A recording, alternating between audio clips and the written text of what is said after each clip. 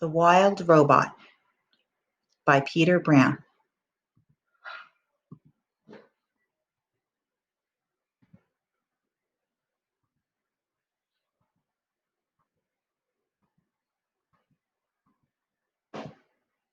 The Ocean, Chapter 1. Our story begins on the ocean, with wind and rain and thunder and lightning and waves. A hurricane roared and raged through the night. In the middle of the chaos, a cargo ship was sinking. Down, down, down to the ocean floor. The ship left hundreds of crates floating on the surface.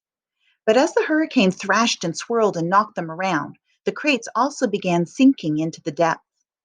One after the other, they were swallowed up by the waves until only 5 crates remained.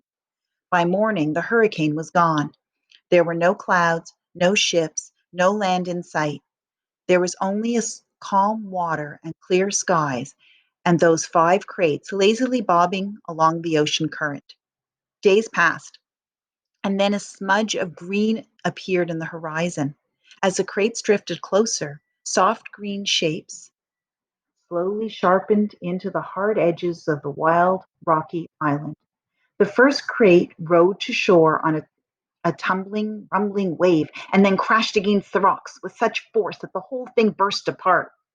Now, reader, what I haven't mentioned is that tightly packed inside each crate was a brand new robot. The cargo ship had been transported hundreds of them before it swept up in the storm. Now only 5 robots were left. Actually, only 4 were left because when the first crate crashed into the rocks, the robot inside shattered to pieces. The same thing happened with the next crate. It crashed against the rocks, and the robot parts flew everywhere. Then it happened to the next crate, and then the next crate, robot limbs and torsos were flung on the ledges. A robot head splashed into the tide pool. A robot foot skidded into the waves. And then came the last crate. It followed the same path as the others, but instead of crashing against the rocks, it sloshed against the remains of the first 4 crates. Soon, as more were heaving up out of the water, it soared through the air, spinning and glistening until it slammed down onto a tall shelf of the rock. The crate was cracked and crumpled, but the robot inside was safe. Chapter 2. The Otters. The island's north shore had become something of a robot grave site. Scattered across the rocks were broken bodies of 4 dead robots. They sparkled in the early morning light, and their sparkles caught the attention of some very curious creatures. A gang of sea otters was romping through the shallows when one of them noticed the sparkling object. The otters all froze. They raised their noses to the wind, but they smelled only the sea.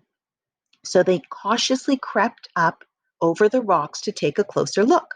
The gang slowly approached a robot torso. The biggest otter stuck his paw, swatting the heavy thing, and quickly jumped back. But nothing happened, so they wiggled over to the robot hand. Another brave otter stuck its paw out and flipped the hand over. It made a lovely clinking sound on the rocks, and the otters squealed with delight. They spread out and played with the robot arms and legs and feet. More hands were flipped. One of the otters discovered a robot head in the tide pool, and they all dove and took turns rolling along the bottom. And then they spotted something else.